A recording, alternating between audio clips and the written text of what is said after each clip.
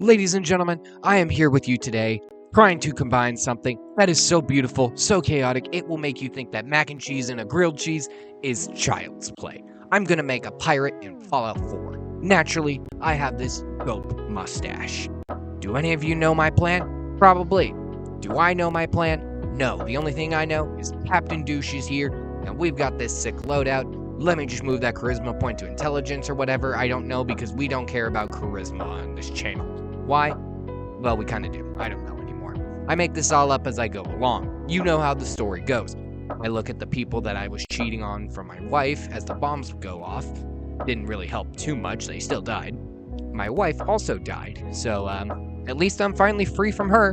Now we can get on to more important things in life. Like, how the hell am I going to get out of this vault without any weapons? Yeah, I say that as if you guys haven't seen, or if I haven't done it. It's pretty easy to escape the vault without attacking anything, to be honest with you. I escaped the vault, and now begins the answers to your questions. Mainly, what drugs am I on? I'm not on any drugs, thank you very much. I've just had energy drinks. But, more importantly, how do I turn myself into a pirate? Well, that's simple. See, there's mainly one weapon that I'm going to use to do that, and you might know from the title, depending on what I call this video, but I'm going to use the broadsider. And there's only one way to get the broadsider.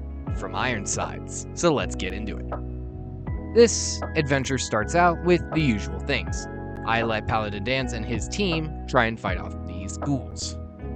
And I go to find some mutants because I want to delete their stuff. Either way, they kill me, so I get set back to Paladin Dance, and just as I thought I was going to survive, this guy teleported and killed me. Love them. I went to Bunker Hill, which was not my destination, but it was a close enough point where I felt like I could stop and actually catch my breath. Did I catch my breath? Yes. Yes, I did. I found Ironside's ship.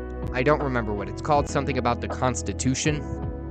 But this is where things would begin for me. And that starts by defending an attack. I thought about flipping the circuit breaker, and I did. I didn't get any hit markers, but I realized I probably shouldn't do that. I just let Ironsides and the rest of the crew do more damage. Everything was going great. I put on a Nike. What the fuck? Who wrote this goddamn script? Wait, I did. Fuck!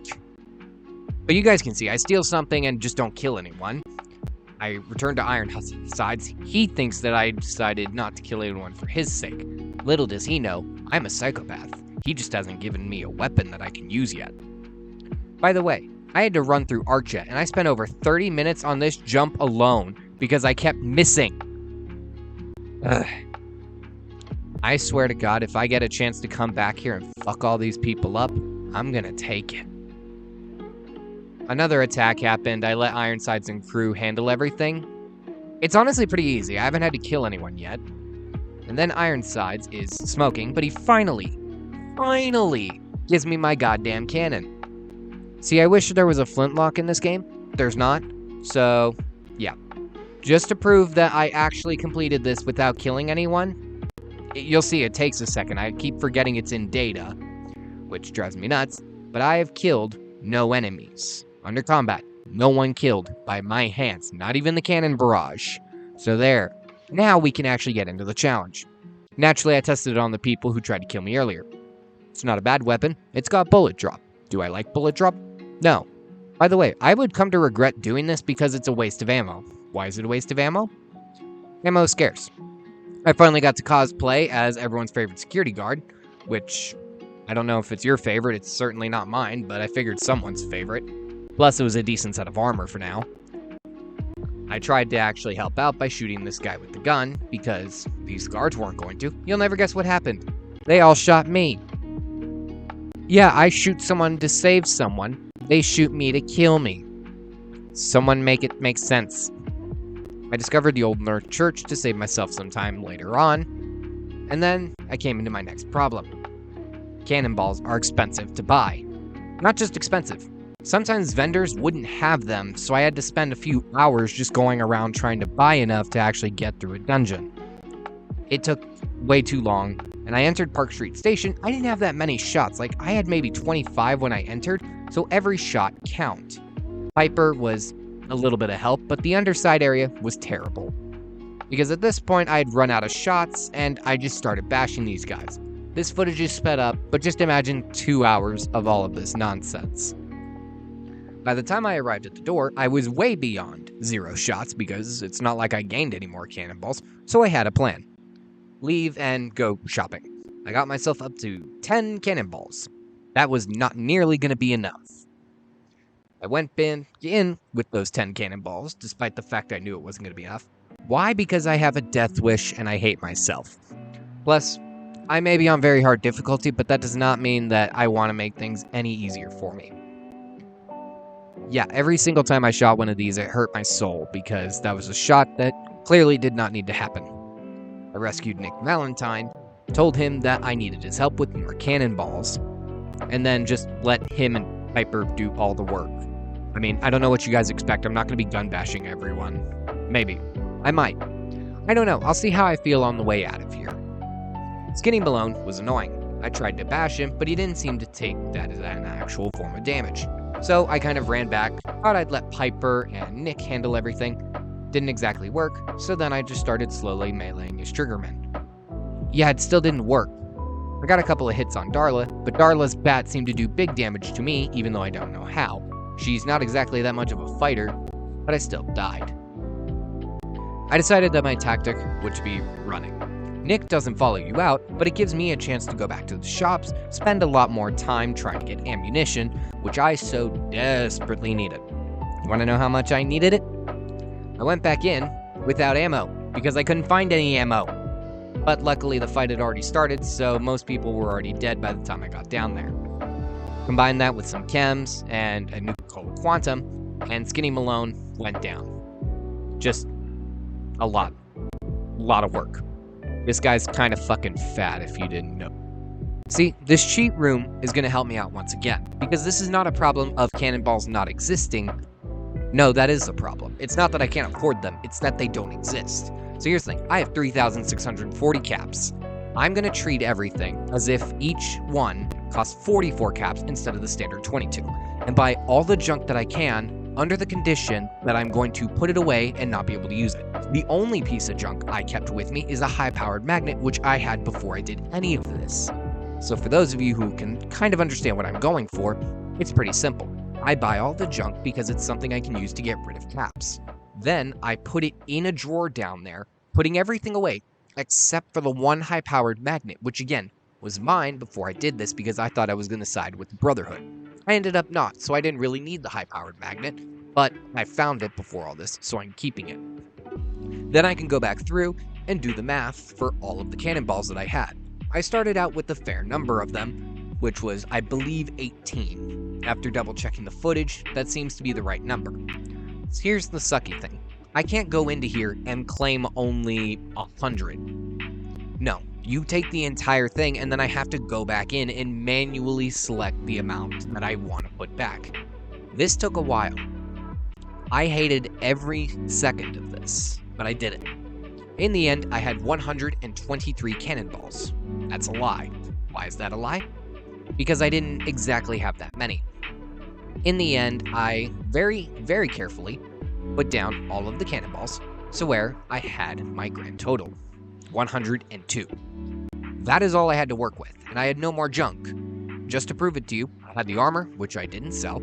The only junk I had was the high-powered magnet, which we already went over. Let's get back to it. For those of you who claim that me doing this after meeting Dogmeat or before is a form of cheating, let me ask you, would you rather have me play a run that's more of a pacifist, or more of I get to actually use the weapon? Because I don't know about you guys, but gun bashing isn't going to work right now. And I think this is a fair compromise.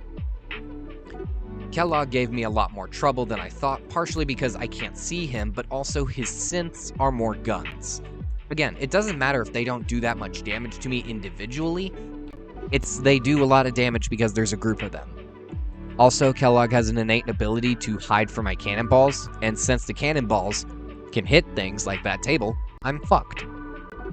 I took way too many attempts, I think like 10 attempts. The problem was, it does do damage if it hits near him, but barely any damage. Piper wasn't much help during this fight, but thankfully, Kellogg's his Stealth Boy wore off. and I finally was able to finish wailing on him. I knew that this was going to be the best death for him that he was ever going to get. But I expected more exploding bits from him. Unfortunate. Then I immediately went and sold just about everything I could in order to buy whatever I could. See, at this point, they had gotten slightly better, but the more caps I had, the way better off I was going to be in terms of actually buying. I let Paladin Dance fight the Institute Synths for a good few minutes because all the ammo that they pick up are more caps that I can sell, etc. You guys know how it works. I've done this before. And this is fair. I mean, I met with Preston Garvey because I decided, you know what, the Minutemen may suck, but maybe it's because they didn't have a worthy captain. These guys, I could have kissed Preston for this. He let me go back to Arcjet with the sole intention of killing the raiders. Some of you may be thinking, with my limited ammo supply, should I not like this? These guys can fuck off. I went back to Arturo and talked to him. Here's the thing. I guess at this point the vendors had gotten a buff because now they started carrying more and more cannonballs. I loved this because now I was actually able to buy the ammo that I could afford. I went to Tegan thinking he'd be great to have. I only visited him twice. He didn't really have much cannonballs to sell me, so I never killed him, but I should have. I went and I did more questing for the Minutemen, which involved me going to the quarry. On the way there, I found these hostile soldiers. I didn't know who they were until I saw their names. Then I realized I was not in any condition because they shot at me with weapons I hadn't seen before in this game in a good few months. Never in a playthrough have I seen people use these weapons. And also, it's a suit of power armor. I can't fight that even with my cannon. So, yeah. I spent a good couple of hours here at the quarry just because this was a high-level area, and I didn't want to waste all my ammo, but at the same time, I kind of needed to use a good amount of my shots. A lot of quick saving here just to make sure I could make a little bit of progress.